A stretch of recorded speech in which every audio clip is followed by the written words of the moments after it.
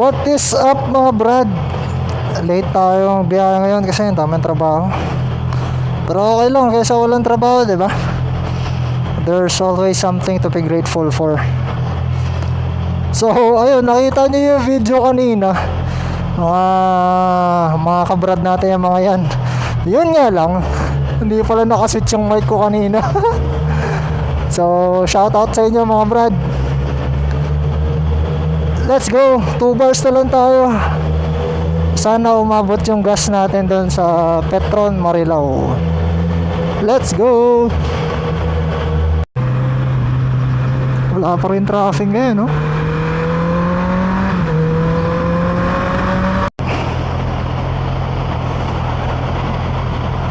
Andito na naman tayo sa Skyway mga brad.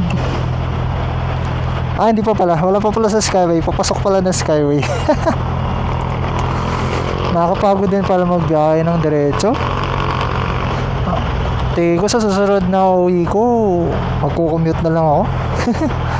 Alam niyo yun, yung nauubos na yung excitement mo. Well, hindi pa naman dumadating sa point na sawa ka na mag-ride or whatever. Yung pagod lang talaga. Siguro dahil galing ako ng work at masyado ako na-stress kasi nga sa work. Ewan ko, ganun din ba kayo mga brad? Pero yung iba ginagawa stress relief yung ride eh. Ganun din naman ako minsan. Pero siguro dahil diretso na yung biyahe ko, baka naumay lang ako. Tara mga brad, samahan niyo ako, biyahe tayo.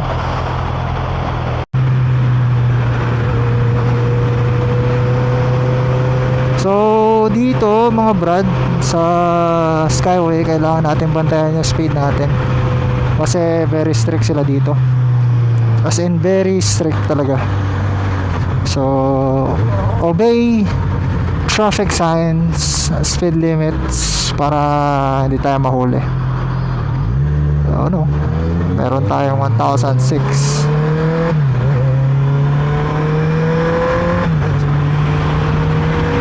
Minsan na ako nahuli sa overspeeding, pero hindi dito na overspeeding ako sa SCTEX exit papasok ng T-Flex.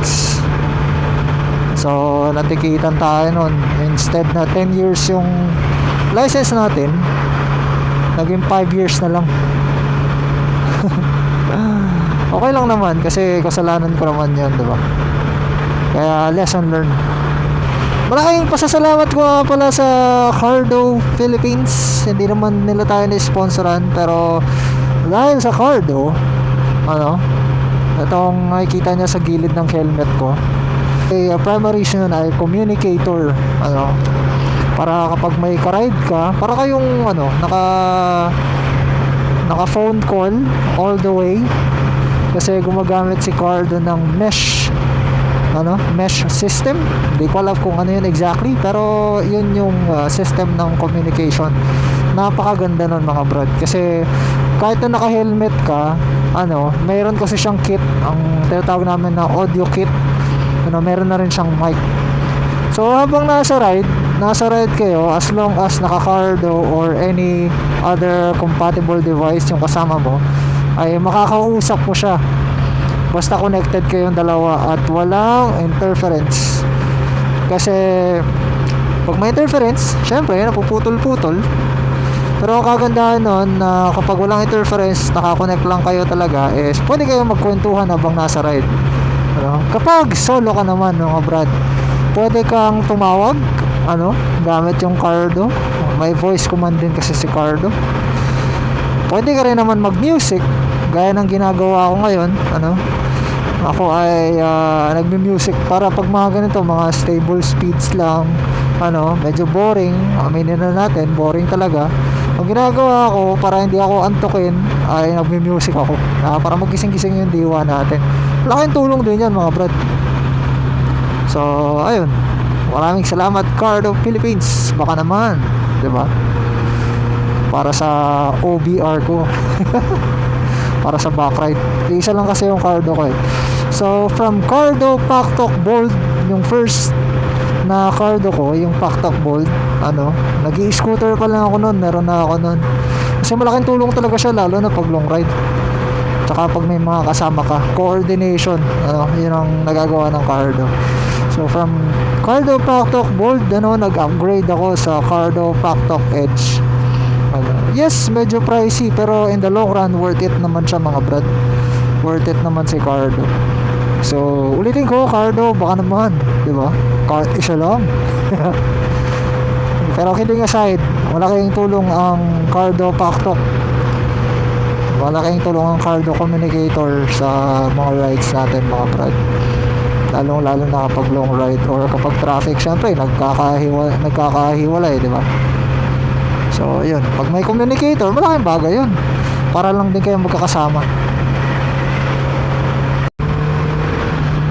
Hello and Lex, sana naman basahin nyo na ako ngayon, no? Sana naman kahit ngayon lang mga brad, sana naman mabasa tayo, no?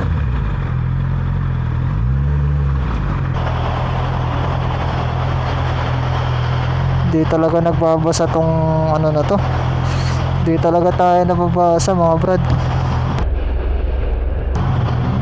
Uy, about 6,000 6,182.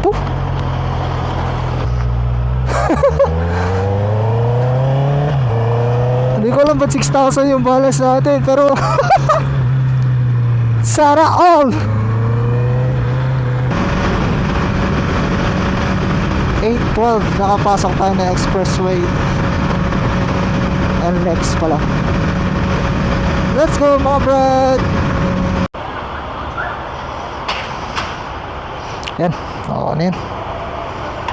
Pwede na yan, makauwi na ako nyan. 10 liters. Ay, nga pala, buti pinaalala mo kuya. Sige.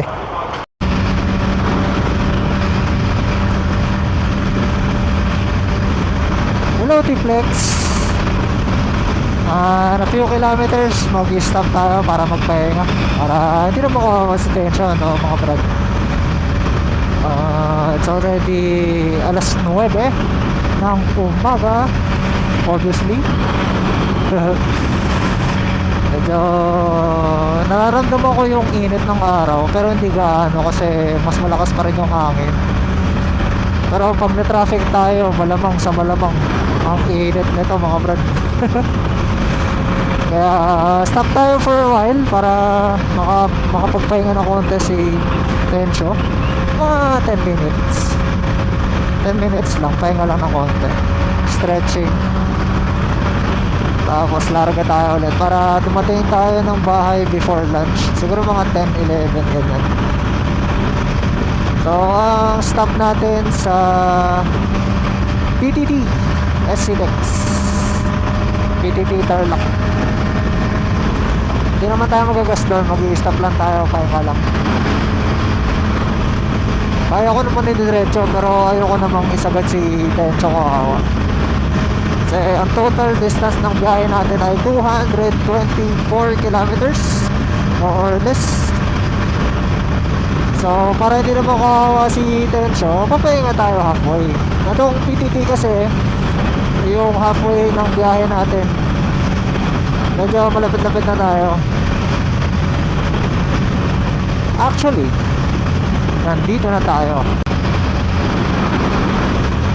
Joke lang. Hindi, ito na talaga, seryoso na talaga. Andito na tayo sa PTT in 3, 2, 1 and sabi sa inyo, nandito na tayo eh. Hindi kayo naniniwala sa akin eh. Meron tayong transportation technique. So ayun, pahinga muna tayo. Pahinga muna si Tencho. Uy, may naka GS solo ride. Tabihan natin. Uy, ganda GS 1250 na black version. Yan ang endgame mga brad. Yan ang endgame, sir. So let's stay here for a few minutes stretching And mamaya babatche na tayo.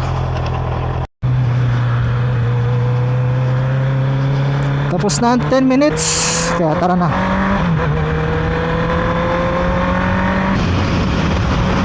Woo! Back on the road mga burad. Pagbaling naman tayo ng Dagupan City at pabalik tayo ng Manila, dito naman tayo nag-i-stop sa City Mall. Pero although hindi rin tayo nagagas kasi yung isang full tank nitong si Tensyo, either magmula sa Dagupan or magmula sa Manila, ay sakto na, sobra pa. So out of 6 bars, madalas ay may natitira sa aking 2 bars. So maganda yun pang reserva, no? And based sa aking madalas na uwi, based sa aking madalas na uwi for 224 kilometers, mga 30 kilometers doon ay may moderate traffic and the rest is pure expressway, highway. Nakakakuha ako ng 22 kilometers per liter. Ayan, madalas yan ang average ko sa aking makauwi. May mga saktong takbuhan lang at may mga takbuhan na alam nyo, no? So yun ang fuel consumption ko sa aking CB650R, also known as Tensyo. Alright,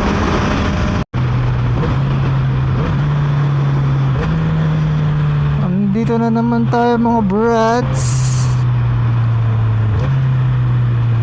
Sana tayo ay mabasa. Yun, nabasa tayo. 5,000 talaga yung load natin mga brad. Hindi ko alam bakit. Bakit 5,000 yung load natin? Well, kung sino man po nag-load sa akin, maraming salamat. Pagpalain ka ng Diyos. Dahil kailangan ko yan. Kumbira, 5,000 plus yung load ng RFID natin. Auto sweep. Hindi ko alam, may wrong sense siguro. Pero okay lang naman kung mabawi kasi syempre diba kawawa naman yung nawalan ng 5,000. Ngayon tingnan ba natin kung magkano yung laman ng ating ETC or auto sweep. Dito sure ako mababasa tayo bago yung nila dito bago yung sensor nila dito 742. Yun, tama yun. Yung talaga yung load ko. 742. Dahil 264 yung sa Skyway mula Buendia hanggang Balintawak. 264 yun. And then from Tiplex hanggang sa Urdaneta exit ay 216. Ayan, so compute na lang mga brad. So ang niloload ko talaga kada uwi is 1,000 sa auto sweep and 1,050 to be exact sa ating easy trip. Pero hindi ko alam bakit mayroon tayong 5,000 plus. Salamat sa Diyos. Pero kung meron man na wrong sense, sana bumalik. Pero kung may regalo sa atin yun, salamat po, pagpalain ka pa nawa. At pati yung auto sweep ko, lagyan mo na rin. Joke lang po. Approximately 1 hour siguro nasa bahay na tayo. 1 hour more or less. Tignan natin. So 9:38 na. Sana makarating tayo na 10:38 or before 11 makauwi tayo. Let's go! Ayan mga brad, hindi ko lang nakunan pero sa kabilang lane pa northbound, pa southbound papunta ng SCTEX under the bridge, may nagsha-shotgun. Nakaupo lang siya sa ilalim ng tulay pero may sinesensor siya doon sa kabilang lane. Di ko na nakunan pero tingin ko kahit na nakarecord ako hindi rin siya makukuha kasi nasa Parang almost tago siya. Pero nakita ko naman siya, malinaw pa naman yung mata natin. Buti na lang, sa kabilang side. Saka hindi naman tayo masyadong rat-rat eh. Saktuhang ano lang, takbuhan lang. Mga ganyan lang. So, ingat-ingat tayo mga brad, ano? Better safe than sorry. Kasi kapag na-overspeed, nahuli tayo ng overspeeding dito sa expressway, gaya nung nangyari sa akin, ay ang mangyayari sa toll, paparahin ka sa toll gate, paparahin ka ng mga enforcer, kukunin yung lisensya mo, titikitan ka, tapos ipapadala yun sa main office sa Quezon Avenue. So from there sa Quezon Avenue ay either magsi-seminar ka or mag-e-exam ka ulit, depende sa speed mo, magbabayad ka pa. Alam ko kung di rin kakamali, nasa 2,500 to 3,000 yung kailangan bayaran. So ayun, ang magsisilbing lisensya mo ay ticket pansamantala, tapos sasabihan ka nila kung kailan mo makukuha yung iyong lisensya. So hassle yun mga brad. Kaya instead na mahaselan tayo sa pag-claim ng ating mga lisensya dahil sa overspeeding, huwag na lang tayo masyadong magpabilis, diba? Kasi unang-una, mas safe kapag di tayo nag-overspeed, and pangalawa, less hassle, diba? Hindi ka na makabiriya. Ayun lang naman. Overspeeding ko dati, hindi yun sa big bike, hindi yun kay Tensho, kay Alpha yung kotse natin. That was way back 2019 o 2020. November 1 kung di ako nagkakamali, kasi kasama ko pa si Utol nun, dalawa kami nagbiyahe. Bibigay ko nga sana yung lisensya niya kasi magkamukha naman kami. Pero hindi naman tayo ganun, biro ko lang yun mga friend.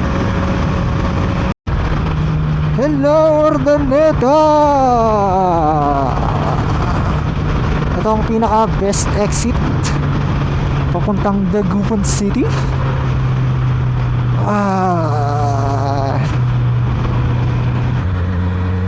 Uy, kakadaan lang ng BMW na nakita ko sa baba.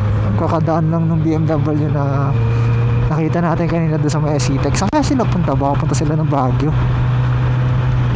Kung nandito ka pa sa video na to, pinapanood mo pa rin ako hanggang ngayon, salamat sa'yo Hindi man kita kilala kung sino ka man, pero salamat sa'yo. Ako, na-appreciate ko yung mga tao na sumusuport sa vlog ko. Alam niyo, sa totoo lang mga brad, dumadaan din naman ako sa time na parang tinatamad na ako mag-vlog, ganyan. Kasi parang walang, alam niyo yun, parang walang nanonood, ganyan. Parang walang may gusto, ganyan, kasi pangit or walang kwenta or whatever. Dumadaan na ako sa ganyang point ng pagbablog. Pero sa tuwing may nagsasabi sa akin na, uy, tuloy mo lang yung vlog mo, ang ganda ng vlog mo, mga ganyan, kahit na isa lang nagsabi sa akin noon, natutuwa ako, tapos ginaganahan ako mag-vlog pa. Kaya salamat sa mga tao na nagsasabi sa akin na ituloy ko lang yung pag-vlog ko. Nagiging lakas ko kayo mga brad, nagiging inspirasyon ko kayo na may nakaka-appreciate pala ng vlog natin. Kasi minsan, di ba, pag pinapanood mo isang bagay, minsan di ka na nakakapag-comment, di ka na nakakapag-like, pero sa totoo lang ay na-appreciate mo. Parang ako, pag nanonood ako ng vlog ng mga ibang tao, nakikita ko yung mga ginagawa nila, ganyan, pinaghirapan nila. Ang hirap kaya mag-edit mga brad, sa totoo lang. Ang hirap mag-edit, ang hirap maghanap ng content, ang hirap, mahirap, hindi madali mag-vlog. Pag-orders na ako mga brad. Hindi ako pagod dahil mahaba yung biyahe. Napagod ako dahil mainit.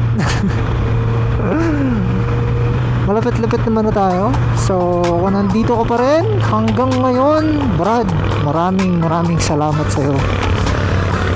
Legit maraming salamat sa'yo kasi sinupport mo ko hanggang dito sa part ng vlog kong to. And hindi man kita mapasalamatan personally, pero salamat talaga, nagagaling yan sa kaibuturan ng aking puso. Maraming salamat. Sana mag-comment down ka dito nung ma-shoutout kita, Brad. Maraming salamat sa'yo. At dito ko natatapusin ang ating vlog. Lagi ko sinasabi sa inyo mga Brad. Wait lang. Lagi ko sinasabi sa inyo mga Brad, kapag napagkatiwalaan, ingatan. Let's go! And we're home. Brad.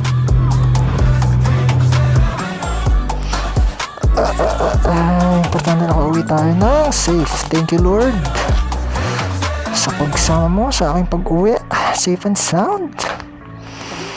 Yun, so mga Brad, kung nandito ka pa rin, ang oras ay 10:45. Sabi ko sa inyo makakarating tayo ng before 11 So ayun, maraming salamat ulit Brad sa iyong pagsuporta sa aking vlog. Alright, let's go, kita tayo sa next adventure. Babush!